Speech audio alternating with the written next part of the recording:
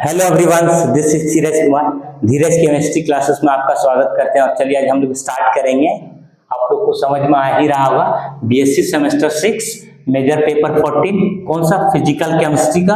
और ये जो अभी आप लोग बीएससी सेमेस्टर 6 केमिस्ट्री ऑनर्स से स्टार्ट कर रहे हैं, ये कौन कौन से यूनिवर्सिटी के लिए, तो बीबी, एमकेयू, पीबीयू, आरयू, एसकेएमयू। इसमें से हम लोग लेट ना करते हुए स्टार्ट करेंगे, क्योंकि वीडियो बहुत लॉन्ग हो जाता है, तो जिससे बहुत कम ही जो लोग देखते हैं, हम चाहते हैं कि बहुत कम टाइम में, कम मिनट में इसको जल्दी कवर करें। तो फेज इक्विलिब्रियम एक चैप्टर है, फेज इक्विलिब्रियम का बहुत ही इंपॉर्टेंट टॉपिक जो है आपका Nernst distribution law. Nernst distribution law को एक्सप्लेन करेंगे। तो इसको एक्सप्लेन करने के लिए देखिए, अभी जस्ट लिखे तुरंत कि सर नस्ट डिस्ट्रीब्यूशन लॉ होता क्या है। तो इसको दिया था दो साइंटिस्ट ने मिल करके। पहला 1872 में एक साइंटिस्ट आया था, बर्टलॉट एंड कौन, जंगफ्लिस साइंटिस्ट आया था। दो साइंटिस्ट ने मिल करके ये नस्ट डिस्ट्रीब्यूशन लॉ को एक्सप्लेन किया था।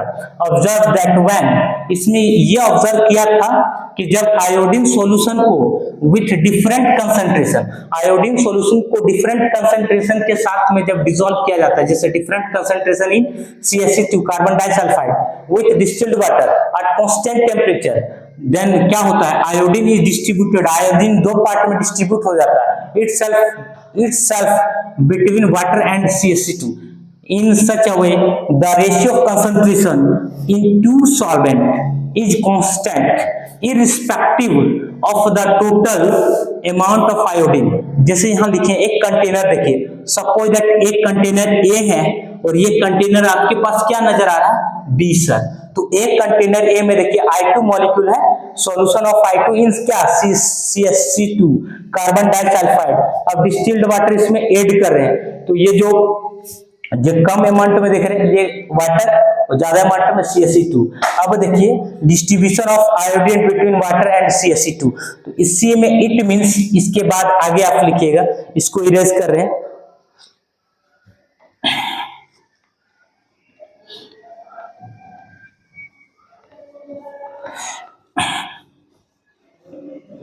ये वीडियो को हम कोशिश करेंगे कि कम से कम टाइम में ज्यादा क्वेश्चन को कवर करें। ज्यादा लॉन्ग हो जाने के बाद अपलोड होने में भी दिक्कत होने लगता है। इसके बाद बाबू इट मींस यहाँ दो डिवाइड कर लेते हैं, क्योंकि अभी हम आप लोग को इसमें बताएंगे, डेरिवेशन भी बताएंगे ना, तो यहाँ बीच में डिवाइड कर लेते हैं। इट मींस आगे लिखोगे, इट मींस क्या, concentration of iodine, it means concentration of iodine in CH2 is equal to concentration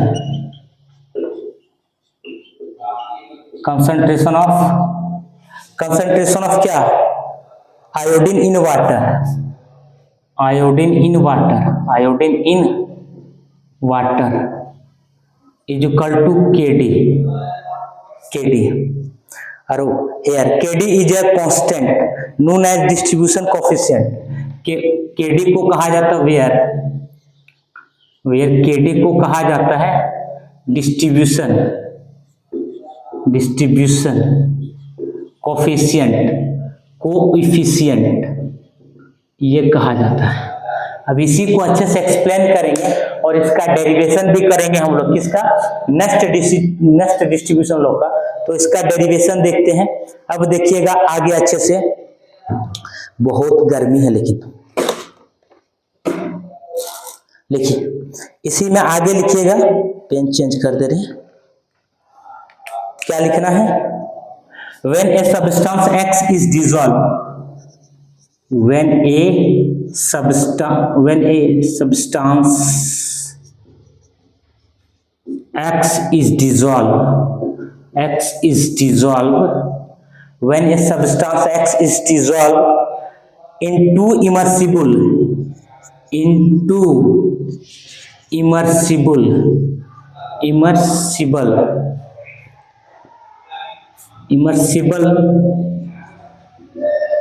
liquid, into immersible liquid in equilibrium,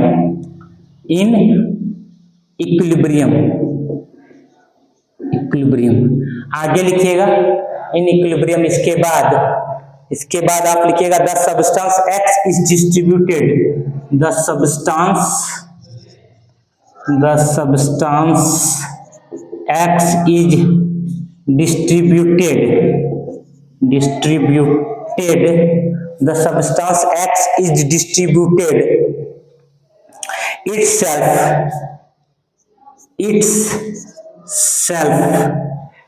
itself in the two liquid,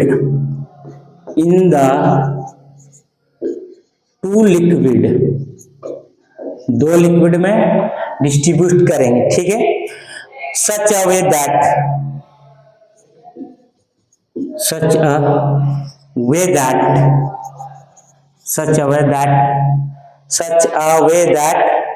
the ratio of concentration of X, the ratio of concentration of X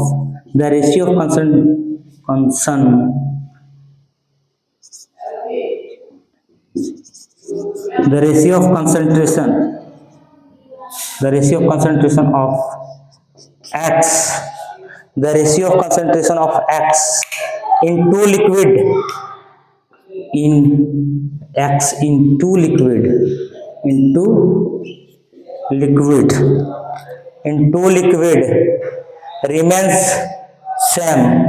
two liquid remains same, आगे क्या लिखना, paragraph change कर दीजिएगा। यहाँ paragraph change करके लिखिएगा आप आगे, if concentration of x,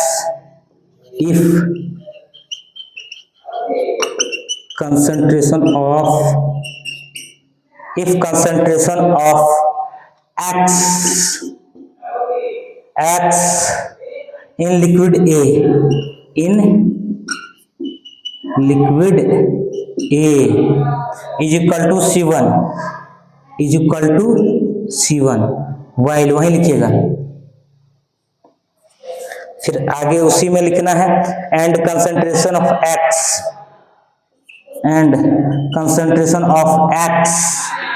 in liquid B is equal to क्या, C2। तब क्या होता है अभी समझिए। यहां तक लिखने के बाद एक कंटेनर बनाइएगा, ऐसे करके, एक A है और एक क्या है B, दोनों इक्विलिब्रियम फॉर्म में है। यहां जो सॉल्यूशन है, थोड़ा सा रेड मार्कर से लिख रहे हैं, A सॉल्यूशन और यहाँ क्या है B, और दोनों है इक्विलिब्रियम के फॉर्म में। तो यहाँ होगा क्या, आगे होगा क्या, अकॉर्डिंग टू दिस लॉ। तो according to Nernst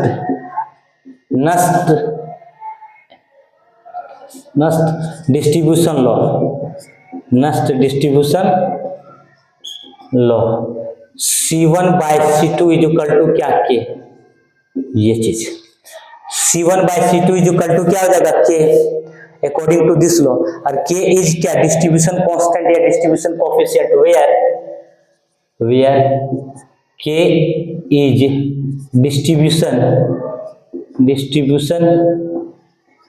distribution coefficient, यहाँ के डी से रिप्रेजेंट किए हैं, और यहाँ देखिए A और B जो किए हैं, C1 C2 मान लें, A और B दोनों इक्विलिब्रियम के फॉर्म में होगा, और K इज क्या, डिस्ट्रीब्यूशन कोएफिशिएंट। अब आगे distribution coefficient, this law can be expressed as, इसको यहां तक लिखिए, आगे लिखिए, this law can be expressed as, इस लॉ को एक्सप्रेस किया जाता है किससे, ऐसे करके इसको एक्सप्रेस किया जाता है, डायरेक्टली इस लॉ को इस फॉर्म में एक्सप्रेस किया जाता है, ऐसे, ठीक। इसके बाद आगे क्या लिखोगे, ये क्या क्या डिपेंड करता है, के के बारे में, तो लिख लीजिए आप लोग, के बारे में पहले लिख लीजिए, सारे पॉइंट के बारे में, ठीक रहेगा। लिख दे रहे हैं। K depend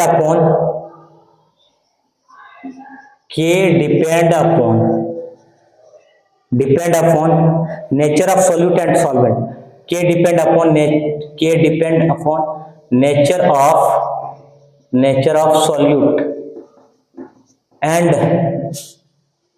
solvent. के जो डिपेंड करता है सॉल्यूट और सॉल्वेंट के नेचर पे डिपेंड करता है। दूसरा, टेम्परेचर शुड बी कांस्टेंट। दूसरा point, temperature should be constant, temperature आपका कांस्टेंट होनी चाहिए। तीसरा जो पॉइंट है, solution should be dilute, solution जो होना चाहिए, सॉल्यूशन शुड बी डाइल्यूट होना चाहिए। अगला point, two solvent should B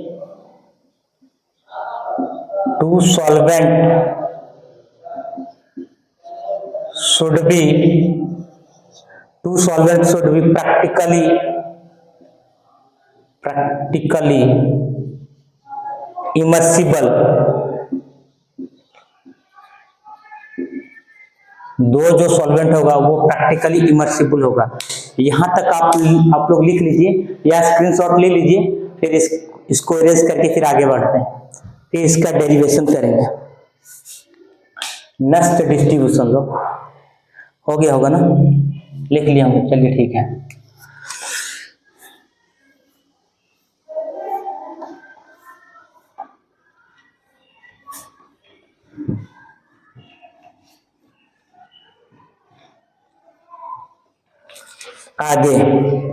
आगे जो है, नाउ लेट अस कंसीडर, अब यहां से थर्मोडायनेमिक्स,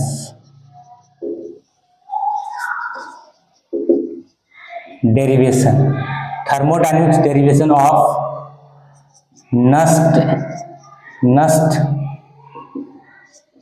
डिस्ट्रीब्यूशन लॉ। उसी क्वेश्चन में पहले एक्सप्लेन करने बोले, नस्ट डिस्ट्रीब्यूशन लॉ को पहले डिफाइन करने बोले, एक्सप्लेन करने, फिर इसके डेरिवेशन को thermodynamics derivation of Nernst distribution law, thermodynamics derivation करना है या फिर derivation of thermodynamics Nernst distribution law.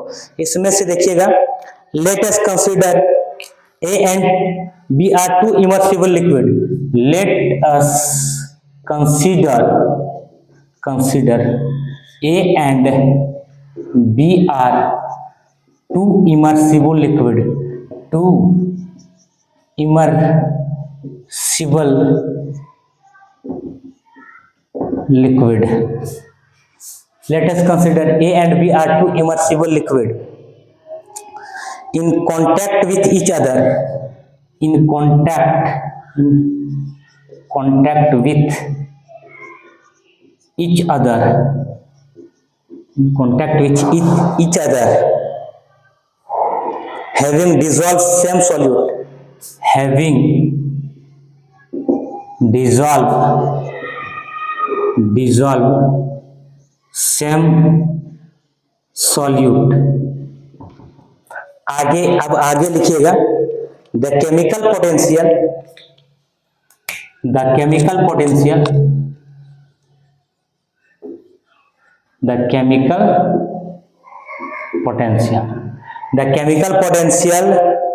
of solute of solute, the chemical potential of solute of two solvent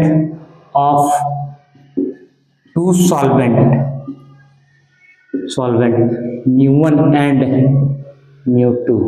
chemical potential को mu1, ये देखिए केमिकल पोटेंशियल को mu1 और mu2 से रिप्रेजेंट किए, दो केमिकल।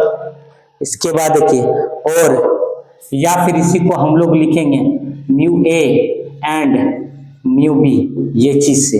अब इसी का रिलेशन देखिएगा, mu a को क्या बोलते हैं, mu a बराबर और mu b बराबर क्या होता है, म्यू ए को क्या बोलते हैं? Chemical potential of solute A, chemical potential of solute A, chemical potential of solute B, chemical potential of solute B, ये चीज हो गया। When the two phases are in equilibrium, when the two phases are in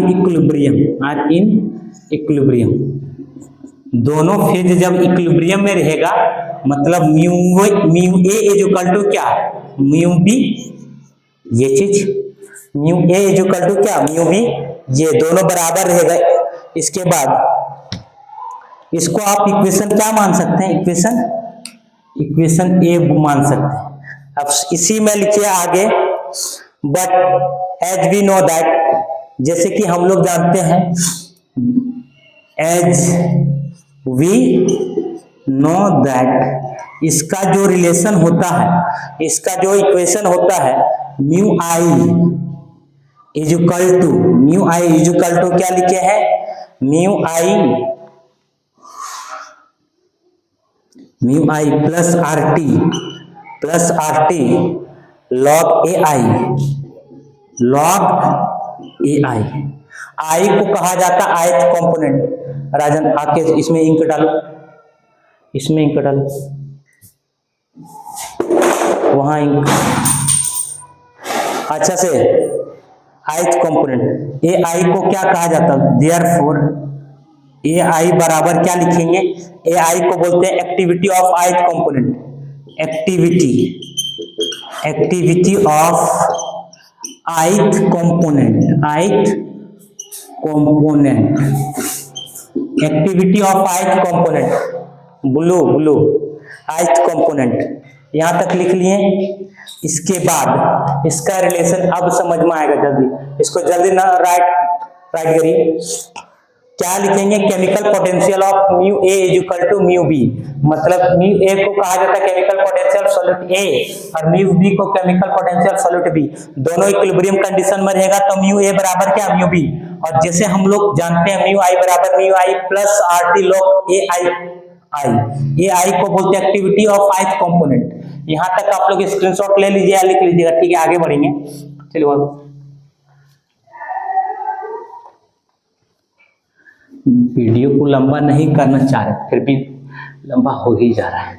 और ये समझिए 40-45 minute का ये lecture को हम कोशिश कर रहे हैं बहुत कम से कम टाइम में कवर करें। बाबू इसी को याद करिए, म्यू आई बराबर mu I plus R T log A आई के फॉर्म में था, ए आई के फॉर्म में। इसी को लिखेंगे म्यू ए बराबर mu A plus R T log A, फिर लिखेंगे mu B plus R T log A B. अब इसमें क्या करेंगे? भर दिया रहे, ठीक है। यहां देखिए, यहां आप नॉट लिख लीजिएगा, नॉट, क्योंकि नहीं तो दोनों सेम हो जाएगा। म्यू आई नॉट आगे, ठीक है। आगे देखिए, पुटिंग द वैल्यू इक्वेशन 1 में पुट करेंगे, putting the value in equation 1 में पुट करेंगे तो क्या होगा? आपको पता है कि सर ये दोनों वैल्यू म्यू ए बराबर म्यू बी होता है, तो म्यू ए के जगह में पूरा कचड़ा कर दिया ना।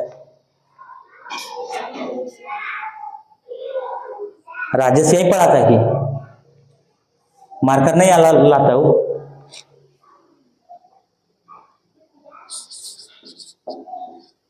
कल से मार्कर नहीं देना, बोल देना कि लेके चल गया, मार्कर भी नहीं लेगा, दे देना। ये देखिए म्यू ए के बराबर में म्यू ए बराबर म्यू, तो म्यू ए के जगह में इतना टर्म लिखे, ठीक है। और पी के जगह में इतना टर्म, दोनों एक दूसरे के क्या होते हैं, बराबर। अब इसमें क्या करेंगे, RT, देखिए अगले स्टेप में RT log A minus RT log A minus RT log AB is equal to mu naught B minus mu naught A।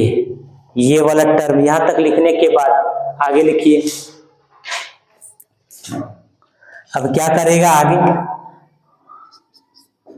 RT log AA by AB is equal to mu naught B minus mu naught A। Next क्या करना है, log A upon AB is equal to mu naught B minus mu naught A RT, ये चीज। अब direct यहां लिख सकते हैं, आप यहां तक भी लिख सकते हो। इसके बाद आगे क्या लिखना है, देखिएगा आगे क्या लिखना है, आगे इधर लिखो, at constant temperature RHS, at constant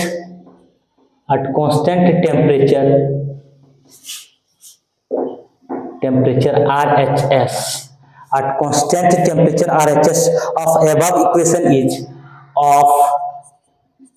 above equation is constant। above equation is क्या हो जाएगा, constant। that means sir log AA upon B is equal to क्या, कांस्टेंट। ये पूरा टर्म आपके पास कांस्टेंट हो जाएगा ये। अब आगे इसी में लिखे according to Henry law,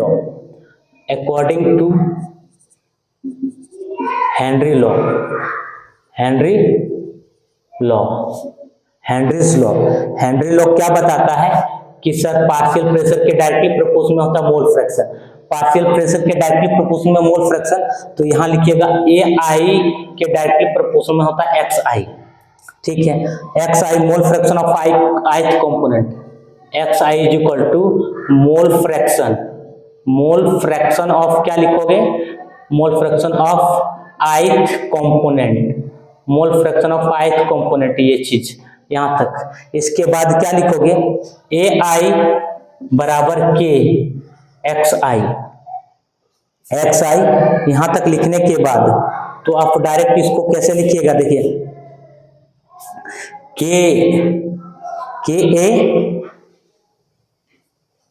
KAXA upon KB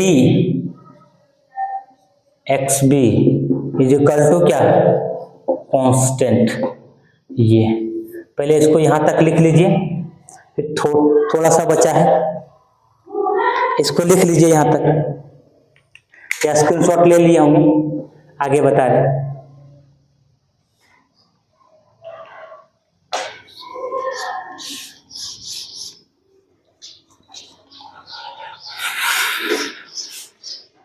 कितना मिनट गया राजन, देखो तो अब स्टॉप नहीं करना है। 23 चल गया। अब आगे लिखिएगा इसी में XA अपॉन XB बराबर constant, mole fraction of A by mole fraction of B is equal to क्या, कांस्टेंट।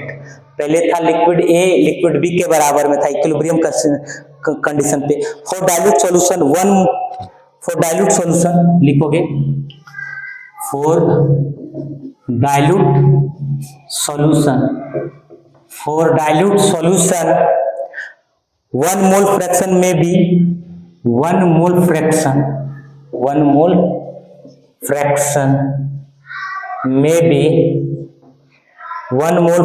में भी replaced by